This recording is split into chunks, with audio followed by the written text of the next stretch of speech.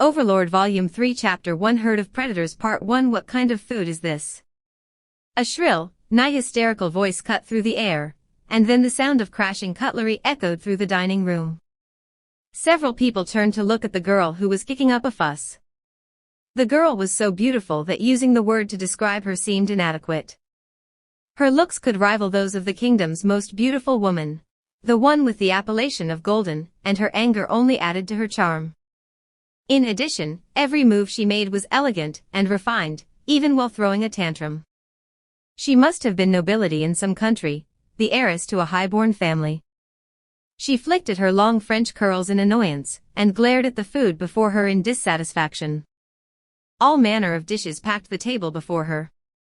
There were freshly baked loaves of bread, still steaming in their basket. The plates were laden with thick, rare cuts of juicy red meat, served with sweet corn and buttered mashed potatoes. The sight of them stimulated the appetite. The fresh vegetables which made up the salad were still crisp and soft, and their fragrant dressing filled the room with a citrus scent. The highest class in an Oriental, the shining golden pavilion, used preservation magic to keep their ingredients fresh. Naturally, only the finest of chefs were allowed to turn said ingredients into meals. However, despite the best efforts of the most skilled chefs that used the finest ingredients to produce culinary works of art, which only nobility, royalty, or the wealthiest of merchants would be privileged enough to taste, the girl turned her nose up at the plates before her. It was only natural to feel shocked by her complaint, but beyond that, the people who heard her also felt curiosity about what she normally ate. "It tastes horrible." The words she uttered after that were singularly inappropriate for this place, and they left everyone in the room speechless. However, the old butler behind the girl kept his expression neutral, and did not change his stance even when the girl turned and glared at him. He remained unmoved, as though he could not make any other facial expressions. I can't bear to stay in this rundown city any further. We're setting out now." "But young mistress, it's already evening." Silence. "I said we're going, so we're going, do you understand me?" Only after hearing the girl's childish tantrum did the butler's posture change. He lowered his head and replied, "Understood, young mistress. I shall begin travel preparations immediately." "Humph. If you understand, then hurry up and get ready, Sebas." The girl tossed away the fork she was holding and rose to her feet, before flouncing out of the dining room. She was still fuming as she did so. After the storm had passed, a solemn, dignified voice lightened the heavy mood in the room. "I apologize to everyone for the disturbance." The butler picked up the chair which the girl had knocked over and replaced it, then bowed deeply to everyone in the dining room as a sign of contrition. Quite a few of them accepted the old man's immaculate apology with pitying eyes. "Innkeeper." "Yes." A man who had been waiting in the wings approached the butler. "Once again, I apologize for startling everyone. Though I know it will not excuse this offense, I hope you will allow me to pay for the meals of everyone here." Looks of delight bloomed on the faces of several of the diners as they heard those words. A meal in a first-rate inn like this would certainly not be cheap. If this old man was willing to pay for their food, that would be a good enough reason to forgive that girl. On the other hand, the innkeeper's face remained impassive as he bowed politely in response to the butler's proposal. That natural reaction of his was proof that scenes like this had been seen many times, ever since this pair of master and servant had taken up lodgings at the shining golden pavilion. Sebas looked toward a corner of the dining hall, at a destitute-looking man shoveling food into his mouth. As the man noticed Sebas's eyes on him, he rose to his feet and quickly walked towards Sebas. Compared to the other guests, the man seemed completely out of place. He lacked both style and class, and so he stood out from everyone around him. Although his clothes were no shabbier than those of the people nearby, they did not go well on him. In fact, it was quite comical, like a clown in fancy dress. "Master Sebas." "What is it, Zaxan?" The other guests frowned as they heard the smarmy tones in which Zack spoke. The way he wrung his hands went very well with the way he was toadying up to Sebas. However, Sebas's expression remained unchanged. As a hired man, I have no room to propose an alternative. But would it not be better to reconsider the decision to set off immediately? Are you saying you have difficulty driving a wagon at night? That is one of the reasons, and I have some other business to take care of. Zack scratched his head over and over again. Though his hair looked clean enough, the way he was scratching made it seem like he was going to start throwing off flakes of skin. Quite a few people's frowns deepened further. However, whether he had noticed or not, he ended up scratching even harder. However, the young mistress will most likely not accept that suggestion. Or rather, given the young mistress's personality, she will not change her earlier decision. With a steely, unyielding look on his face, Sebas concluded, therefore, we have no choice but to set out. But, Zack's eyes darted around, looking for some other excuse to give. However, he found none, and he grimaced. Of course, we will not be leaving right away. We will need some time to load the young mistress's luggage onto the wagon. During that time, please prepare for our departure. Sebas noted the wily gleam in the eyes of the impoverished-looking man before him as he scrabbled for something to say. However, Sebas did not show any signs that he cared. This was all to cover up the fact that all was going as planned. Then, when will we be leaving? How about 2, maybe 3 hours later? If we leave later than that, the streets will be shrouded in darkness. That is probably the limit. That disgusting, calculative look appeared in the man's eyes again. Sebas once again pretended that he had not noticed it. After licking his lips several times, Zack replied, hee, that should be fine. Excellent. Then, can I ask you to begin preparing right away? Diamond suit, diamond suit, diamond suit. As he watched Zack's retreating figure, Sebas waved his hand, as though to clear the air around him. It seemed polluted somehow, and it clung to him. Sebas, his face a mask of neutrality, fought the urge to sigh. Frankly speaking, Sebas had no love for such despicable characters. Perhaps his colleagues Demiurge and Shaltir could derive some minor amusement from these people by treating them like toys, but Sebas did not want to let people like that near himself. There were some shared opinions in the great tomb of Nazarick, such as, everything which does not belong to Nazarick is an inferior life form, and other than a rare few exceptions, humans and demi-humans are weaklings that must be trampled. Sebas operated by his creator's credo, that those who do not save the weak cannot call themselves strong, and thus he had his doubts about those opinions. However, he began to feel that there might be some truth to them, when he met wretched individuals like Zack. Good grief.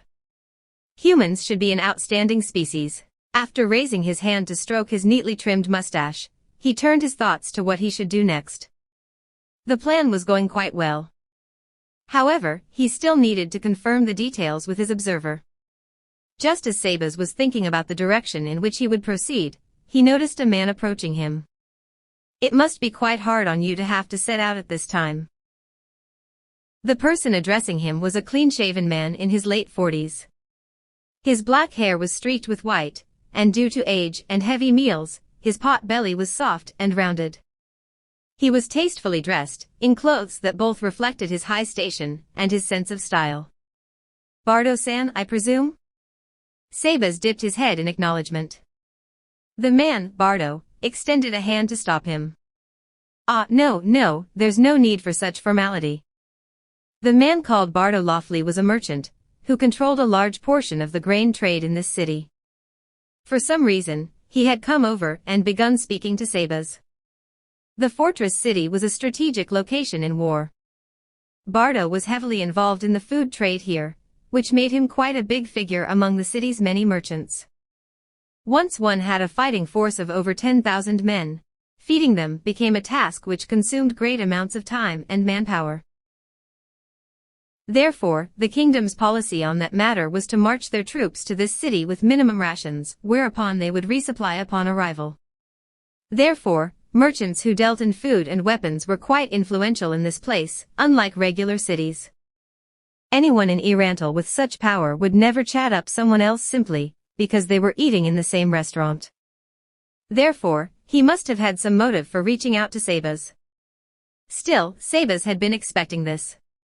Sebas-san, that person's not a good sort. Is he? Sebas's expression changed for the first time as he smiled while answering courteously. His response implied that he knew exactly who Bardo was referring to. He's not a trustworthy fellow. I have no idea why you would employ someone like him, Sebas-san. Sebas thought quickly, looking for the answer which was most appropriate to the present circumstances. He could not tell the other man the true reasons behind hiring Zack. However, if he said that he had hired Zack because he was a nobody, Sebas would look bad in the eyes of others, and their opinions of him would suffer. Although they had decided to leave this city, he wanted to avoid Bardo thinking poorly of him. In the future, they might need to make use of the man. That might be correct, but nobody has sold himself the way he does. Granted, his personality is flawed, but the young mistress appreciates his passion. Bardo smiled uncomfortably, and his opinion of the young mistress in question fell by another notch. She was there for precisely that purpose, so it could not be helped, but Sebas still found it difficult to have her take the blame for this. I fear I have gone too far. I hope you will remove those words from your memory, though I would still suggest that you try to persuade your mistress otherwise. There might be merit in your words. However, when I think of the young mistress's father, that is to say, the kindness that he showed me, I simply cannot. Of course, loyalty is important. Bardo's voice trailed off, and the rest was unintelligible. In that case, would you like me to send a few reliable men along with you? There is no need for you to go to such lengths for us. Those words may have been spoken with kindness and warmth, but they were an ironclad denial. Perhaps Bardo sensed the firm determination hidden within that reply, which was why he decided to try a different angle of approach. Is that so? I personally feel it would be better to be escorted by competent bodyguards. The way to the royal capital is long, and unlike the empire, the roads of the kingdom are not very safe. I could recommend some reliable mercenaries. The security of the roads in the kingdom fell to the nobles, who owned the land through which those roads passed. In turn, they would collect a toll from travelers. This was the privilege of the nobles, but in truth, it was little more than a means of collecting a road tax, and the security of the roads was riddled through with holes in many places. It was quite common for travelers to meet brigands or sellswords who had turned to banditry while on the road. In an effort to solve this problem, the Golden Princess had worked hard to have the roads patrolled by guardsmen loyal to the crown. However, there were far too few of these patrolmen for the plan to have any effect. In addition, the nobles were worried that their privileges would be infringed upon, and worked to get in the patrolmen's way. In the end, the situation was one where the country could not ensure the safety of its own roads. Therefore, traveling merchants typically hired adventurers, or a band of trusted mercenaries to defend themselves. A powerful and prestigious person like Bardo would surely know of well-trained and reliable mercenaries. However, Sebas could not accept his offer. Indeed, you might be right to say so. However, the young mistress does not like having people by her side, and so I am bound to comply with her requests as much as possible. Is that so? Bardo was now frowning in an exaggerated manner, a troubled expression on his face. This was how an adult would react in the face of a child throwing a tantrum. I apologize for having to reject your kindness. Please don't say that. In truth, I wanted to do you a favor, with the hopes of building a stronger relationship with you. Sebas and company had lodged in this inn under the backstory of being an heiress and her faithful butler who hailed from a city in some part of the empire. They had then shown the ample purchasing power such a background would merit, in order to see how the people around them would react. The favor Bardo wanted to do was calculated to ingratiate himself with such wealthy people. Sebas smiled gently at the fish which had taken the bait. I will relay your kindness to the young mistress's father, my master, Bardo-san. A faint gleam crept into Bardo's eyes, but he swiftly concealed it. Normal people would not have perceived that momentary glittering. However, that brief exposure was more than enough for Sebas to notice it. Then, though I apologize for my rudeness, I must make a move first, for the young mistress is waiting. Sebas took the initiative before Bardo could speak. Bardo, who had been seen through, blinked and studied Sebas's expression briefly, before sighing, it can't be helped, then. Sebas-san, when you come to this city again, please look for me. I will welcome you warmly. Very well. When the time comes, we will be in your care. As he watched Bardo leave, Sebas muttered to himself, humans really are a varied bunch. Sebas could sense that Bardo's actions were not purely motivated by personal gain. He was genuinely concerned for the girl and her butler. It was because of people like these, who wanted to help those in need, that he could not bring himself to hate humanity. An unforced smile bloomed on Sebas's face. Diamond suit, diamond suit, diamond suit. Sebas knocked several times, announced himself, and then entered the room. Forgive my unsightly conduct from earlier, Sebas-sama. As Sebas closed the door after himself, a bowing girl greeted him. Anyone who had witnessed the scene in the dining room from earlier would probably be stunned, because the girl who greeted him was the selfish, temperamental, tantrum-throwing heiress from just now. She had a serious expression on her face, as though her hysterics from just now had been nothing more than an act. Her attitude was one which a subordinate would use to greet a superior. Her clothes and her face were the same, but it seemed as though she were a completely different person. Another thing was that she had one eye, her left eye, closed. She had not closed that eye while she was in the dining hall. There is no need to apologize. You were simply doing your job. Sebas looked around the luxurious suite. Of course, it was hardly impressive to Sebas, who was in charge of the 9th floor of the Great Tomb of Nazareth. His lack of surprise was simply because it was a poor choice for comparison. From what he could see, there were stacks of luggage in the corner of the room. They were packed and ready for travel, and not by Sebas. The preparations had been completed by the only other person in the room. I'll tidy up the rest. What are you saying, Sebas-sama? How could I possibly inconvenience you any further? The girl who raised her head to answer him was one of the battle maids, Pleiades, Solution Epsilon. Really now? But I am playing the role of your butler now, am I not? There was a mischievous grin on Sebas's wrinkled face. After seeing Sebas's smile, Solution's face changed for the first time, to an uncomfortable smile. Indeed, you are my butler for now. However, I am also your subordinate, Sebas-sama. Well, that's true, then, as your superior, I shall issue an order to you. Your tasks are complete, and it is my turn to work. Rest here until we set out. Yes. Thank you.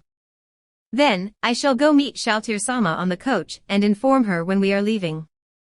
She must be getting tired of waiting. Sebas easily lifted up one of the biggest pieces of luggage, before suddenly speaking, as though he had just thought of something. Speaking of which, is he moving as we expected? Yes, all is proceeding as predicted. Solution pressed the skin which covered her tightly shut eye. That's good to hear. Then, what's his situation? Yes, currently, he is meeting with a disheveled-looking man. Do you wish to hear what they are saying? There is no need for that. I'll be moving the luggage, so give me a summary report afterwards. Understood. Solution's face suddenly twisted. The corners of her eyes dropped while her mouth curved upwards. While it vaguely resembled a smile, the contortions required to produce such an expression would be impossible for a human being to achieve. Perhaps it would be better to describe it as a distorted face made of clay. Ah, that's right. Sebas-sama, please permit me to change the topic. What is it, Solution? After all this is over, may I dispose of that man? Sebas freed up a hand to stroke his mustache, and considered the matter. Only with Shaltir-sama's permission. However, if she allows it, you may do as you please. Solution's forehead furrowed slightly, the disappointment on her face speaking for herself. As though to comfort her, Sebas continued speaking, it'll be fine. Giving you one human should not be a problem. Is that so? I understand. Then, please tell Shaltir-sama that I would like that man, if possible. Solution was all smiles. That sunny, cheerful expression would entrance anyone who saw it. Sebas simultaneously pitied and wanted to know more about the man who could put a look like that on Solution's face. Therefore, he asked her, "What did that man say?" "Oh, something about I can't wait to have fun with her, so since these chances are hard to come by, I intend to have fun with him as well."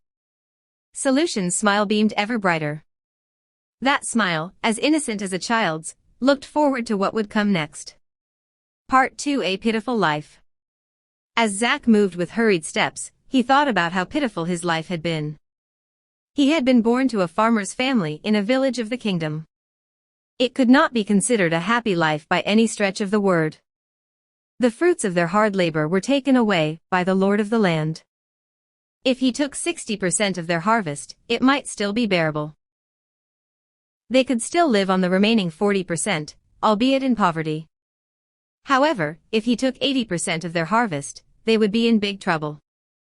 It was hard enough to survive on 40% of the crops. If they only had 20% left, their lives would be extremely difficult. During that year when they had only been allowed to keep 20% of their harvest, Zack returned home, exhausted from a day of hard fieldwork, and found that his little sister was missing. At that time, Zack was young and did not know